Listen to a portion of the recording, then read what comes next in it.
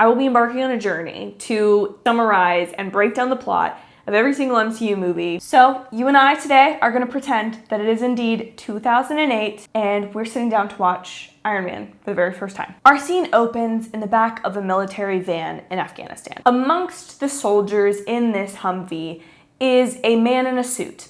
And that man is Tony Stark. Tony Stark is, we learn, a drinker, a womanizer, popular, and simply unbothered constantly, all of the time.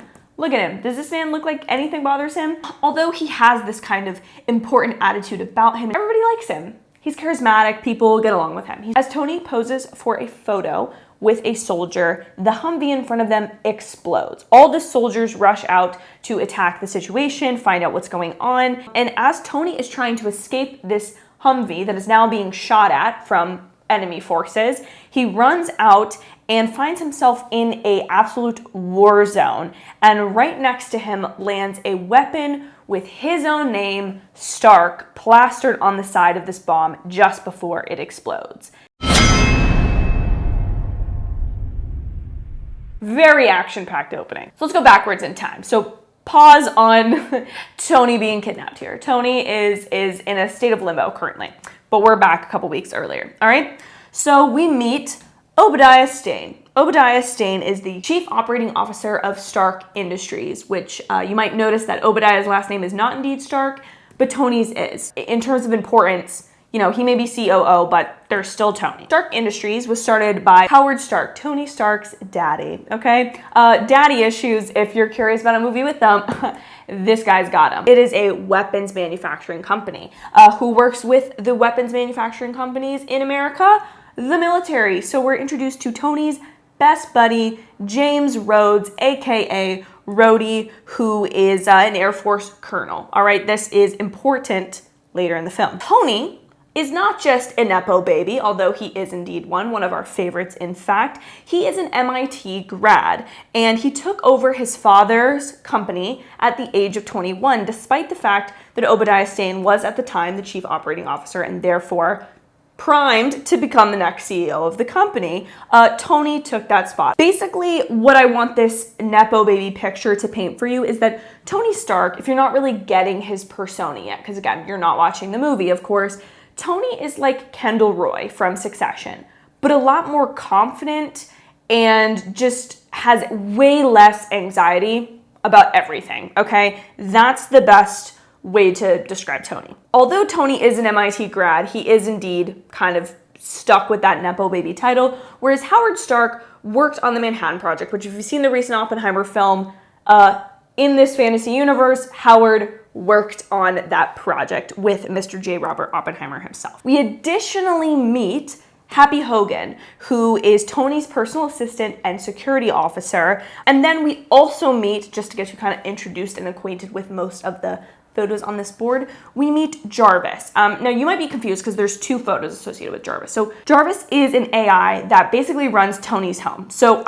in case you're more of a Malibu dream house babe, this is the picture you're gonna want to associate with it. If you want to like really be thinking about AI that like works in his suits and stuff, this is what you want to think about. All right. Although I may be introducing her last, this woman runs the show. We meet Pepper Potts, who you better put some respect on this woman's name. Okay, this woman is single-handedly handling Tony's crap as well as some of the crap of the company. This woman is working hard. Look at her with her BlackBerry here. Do you see it? Do you see the kind of woman she is? Okay, this is a power suit. She can banter with the best of them on this board here, and she knows how to put up with almost anything that Tony throws her way. Pepper lets Tony know that he's going off to Afghanistan for a weapons test. He's gonna go and see a Jericho missile, and then we find ourselves back in Afghanistan. So we're all caught up to speed here, right? Again, bomb explodes. Tony is captured after being stunned by, so he's a little confused because he is only selling weapons to America, to Rhodes and the rest of the military armed forces of the United States, right? So he's a little confused, but he wakes up in a cave. Great place for a billionaire to be. So Tony wakes up in a cave and he's hooked to wires that are attached to his chest. We learn that after the events of the beginning of the film, when Tony's in the tank that is shot, lead shrapnel kind of entered his bloodstream and lodged itself in his chest cavity and is slowly making its way towards his heart. And to save his life, a fellow prisoner by the name of Dr. Ho Yinsen, right here, Dr. Ho Yinsen, he creates an electromagnet to keep the shrapnel out of Tony's heart. So these are all the wires that he's connected to. Through translation of Yinsen, we learn that the terrorists want Tony to build them a Jericho missile. They want the best and brightest of the Stark Industry tech, and they end up showing Tony that they have a copious collection of all of this Stark Industry tech. So Tony, who thought he was doing the best that he could, maybe in a slightly arrogant and naive way, to create and manufacture weapons for his own government's military, he now finds that his weapons with his name on them are being used for terrorist attacks and other weapons of just destruction, unbeknownst to him and his company, which is horrifying to him despite, again, he's a Nepo baby, but he cares. These terrorists are associated with an organization called the Ten Rings. This is something I want you to file back there, okay? For this movie, we're just going to refer to the terrorists from here on out as the Ten Rings, but just lodge that in there, okay? Maybe not for this episode, but maybe for a future one. Under the guise of creating these weapons that have been demanded of him, Tony and Yinsen work to create an arc reactor, which I don't have a picture of because I have a real life version of.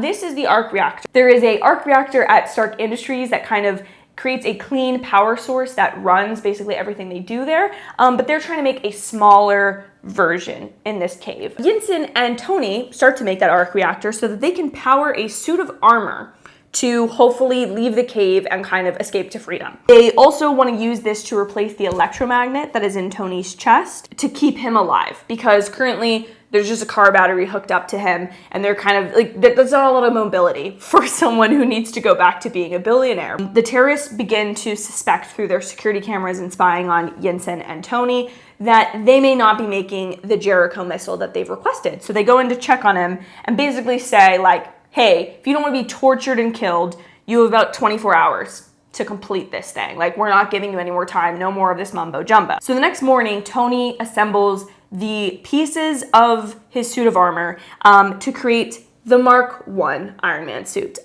Imagine like the Iron Giant, but like if the Iron Giant had a lot of McDonald's and fast food and like a high sodium diet, like kind of bulked up Iron Giant. The Ten Rings find out. They see through the security camera that, oh, they definitely did not create the Jericho missile. We need to head in there and see what these guys have been up to. But Yinsen decides, while Tony is kind of powering up the suit, getting locked in, I mean, this thing is not very mobile and quick, he decides to run out there and kind of stall the terrorists. And he ends up sacrificing himself to the Ten Rings to buy Tony time to escape.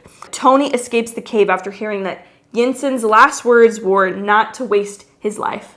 Rest in peace, our friend Dr. Yinsen, without whom the rest of what we're about to explore in the MCU would not be possible if he had not helped to save the life of Mr. Tony Stark here. Tony ends up torching all of the Stark Industry tech and weapons that the Ten Rings have accumulated and manages to escape far enough away to be saved by Rhodey himself. A little bit convenient, a little bit deus ex machina that Rhodey would be there, but nonetheless, Tony has now created the very first Iron Man suit. When Tony returns to the States, he has two immediate requests. One is for a cheeseburger, which is a lovely reference to some personal things in Robert Downey Jr.'s life, so go look that up on your own time. And then he orders a press conference, all of which people think is crazy. Pepper's like, what are you doing? You just got saved from terrorists. Please, like, maybe let's not do a PR talk right now before you've like seen a therapist, you know? But she's kind of intercepted by a man by the name of Phil Coulson. This guy right here.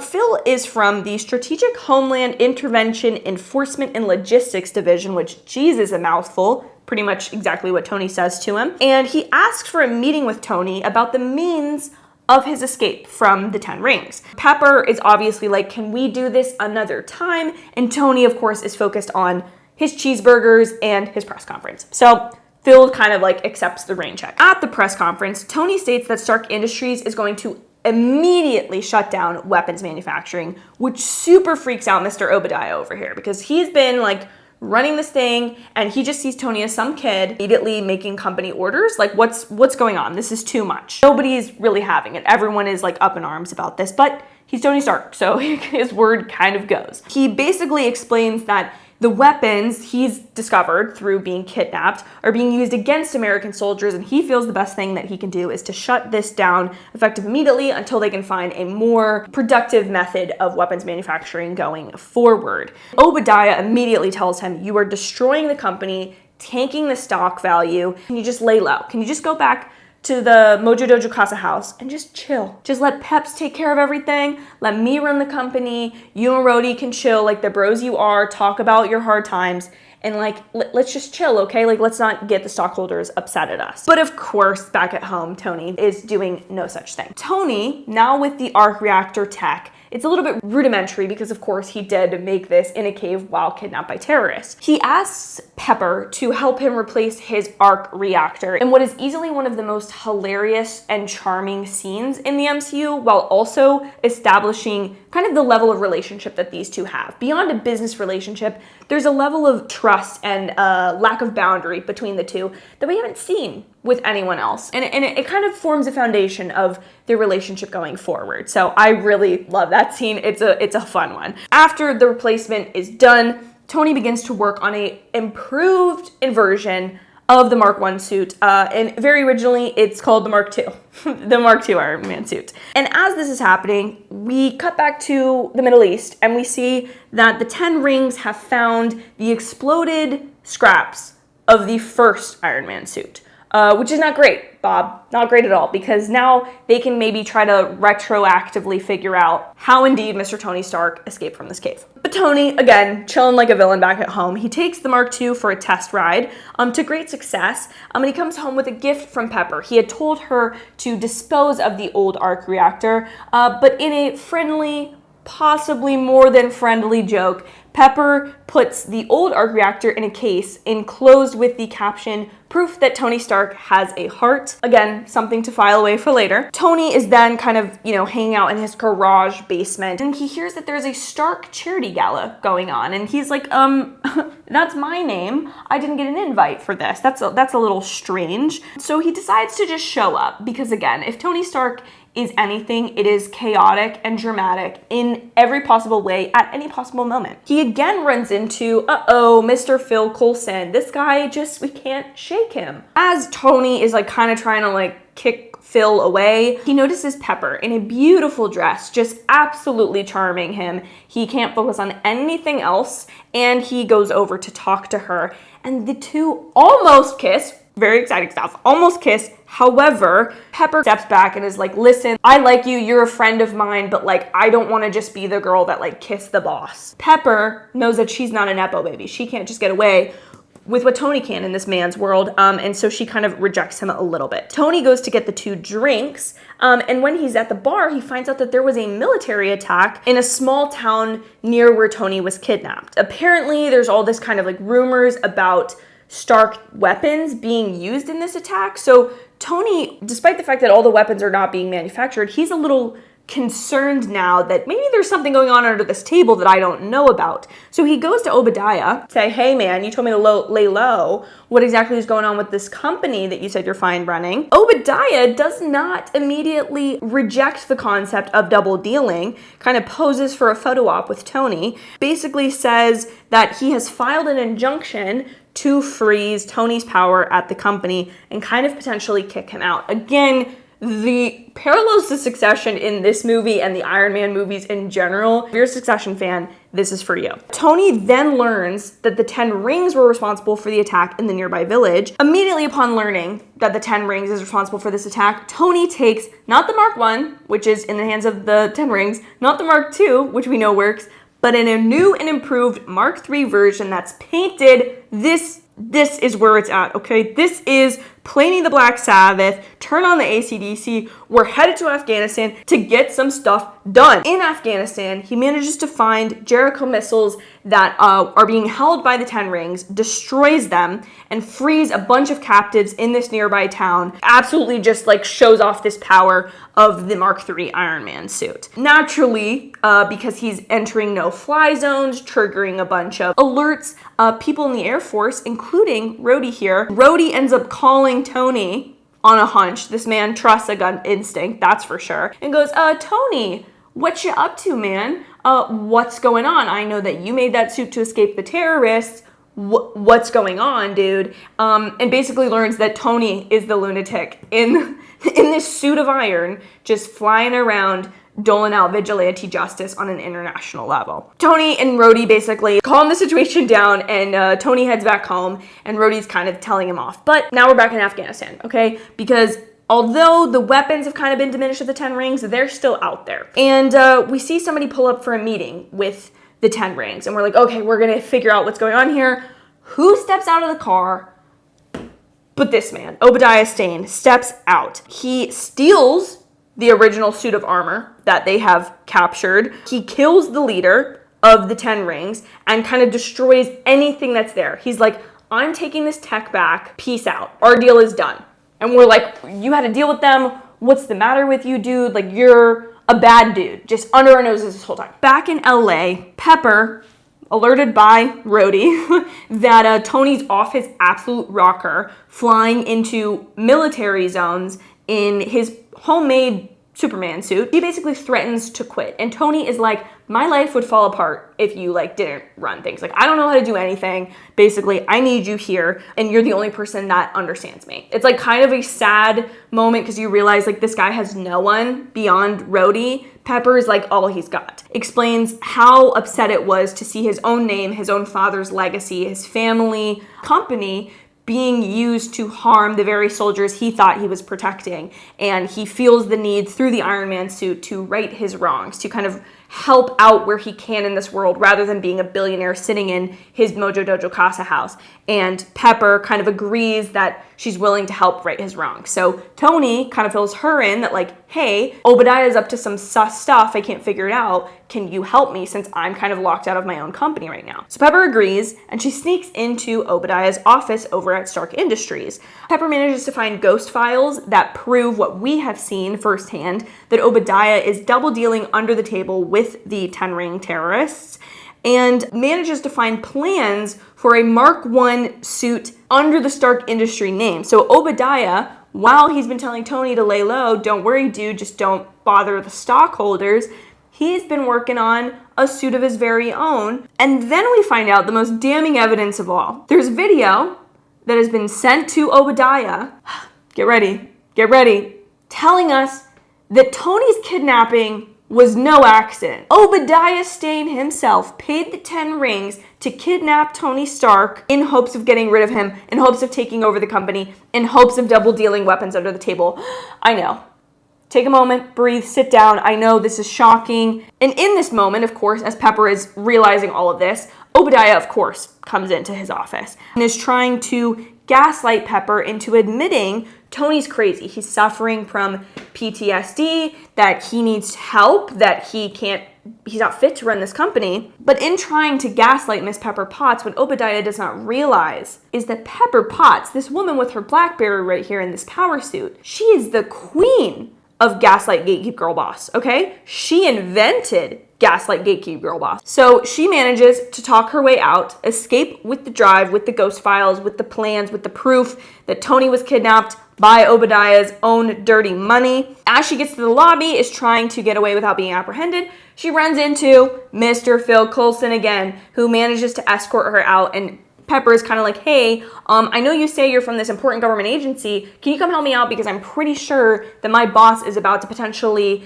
be kicked out of his own company or potentially murdered. We gotta go. Obadiah, we see him now kind of in full panic mode because he knows that Pepper might kind of be onto him, and whatever plans he's up to, he needs them done in a little bit more of a hurry than they're currently being done. He heads to the lab over at Stark Industries and delivers the iconic line, Tony Stark built this in a cave with a box of scraps. Tony Stark was able to build this in a cave with a box of scraps. And basically goes full villain in this moment. He paralyzes Tony at his home and steals the arc reactor out of his chest, just full rips it out like the Queen of Hearts in Once Upon a Time. This man's about to die from lead poisoning and kind of just goes on his merry way so that he can get his own version of the Iron Man suit.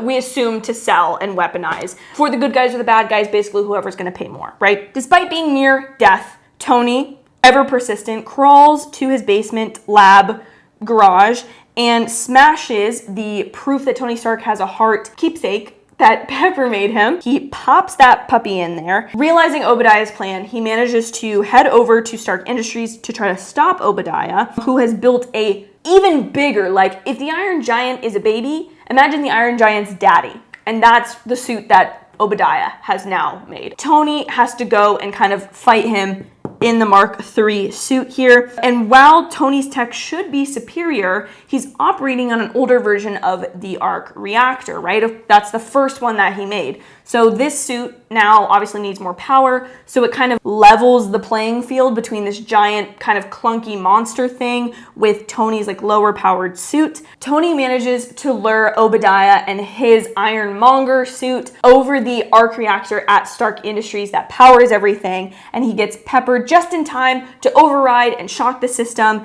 surging Obadiah's suit with power, absolutely destroying it, and saving the day from Obadiah and his scheming ways for the time being. We then cut to a few days later. All right, all is well. Tony's arm is in the sling, but he is alive, and he is at yet another press conference where everybody in LA is like, what the heck is going on over at Stark Industries? Like, there was this huge explosion. We haven't seen Obadiah Stane in a few days. What's going on? Okay. Once again, ever persistent Mr. Phil Coulson is here again, okay? He hands Tony a blue flashcard containing an alibi, basically saying, like, I was out on a yacht, I wasn't involved, this was a test issue, like some type of science-y, blah, blah, blah, mumbo-jumbo jargon, to kind of basically say, like, you're not involved in whatever went on here. Pepper and Tony have some saucy banter about this alibi, what's going on, what each of them are doing on the weekend, you know, more fodder for like a potential, like, will they, won't they situation here. Coulson kind of like cuts into this banter and is like, hey, remember the alibi, but also my organization, SHIELD, Strategic Homeland Intervention, Enforcement, and Logistics Division, will be reaching out in the future. And we're like, okay, all right, cool. Interesting. All right, I guess in the sequel, we'll see this guy again. This nerdy agent guy is just going to pop up again. And then we go to the actual press conference where Tony, always dramatic, rips up and throws away those alibi cards that Phil probably hand-wrote himself and ends up telling the world, screw it, I am Iron Man. That was me. I did all that. I did the dang thing. That's me. And immediately we cut to credits. It's a beautiful ending. It's a wonderful thing. But here's the most important lesson I can teach you in this video, okay? You've made it this far. Great. You know the entire plot of Iron Man.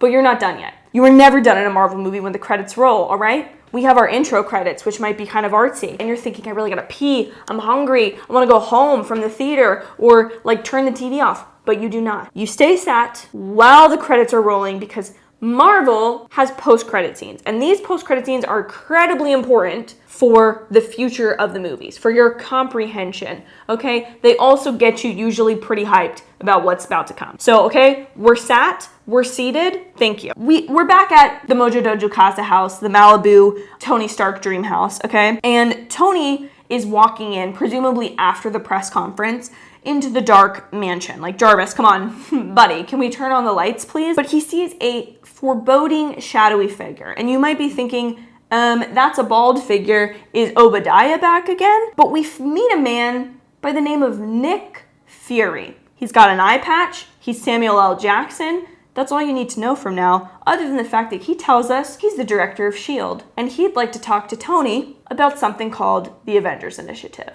And that, my friends, is where Iron Man 2008 ends. I sincerely hope you enjoyed this plot summary with the very first entry into the Marvel Cinematic Universe. All of the Marvel movies are available on Disney+, literally all of them. I really hope that, again, if this is something that you are looking to know more about or get into, whether it's for casual conversation at work or because your significant other might really love these and you just don't have the time to sit down and watch them all, I'm hoping these kind of 25 to 45 minute recaps of the movie present the movies in more of a fun, snappy way. Please, if you enjoyed this video, consider hitting the subscribe button. I talk not only a lot about the Marvel Cinematic Universe, but also all things pop culture and entertainment. Let me know if you're interested in another one of these, because spoiler alert, I'm already planned the second one. I'm ready to film it as I film this. And if you do, I'll be seeing you when we recap the next movie in the MCU, The Incredible Hulk, also from 2008, potentially featuring some familiar faces, so you're not gonna wanna miss it. I really appreciate you guys watching this video. I hope you enjoyed it, and I'll see you in the next one.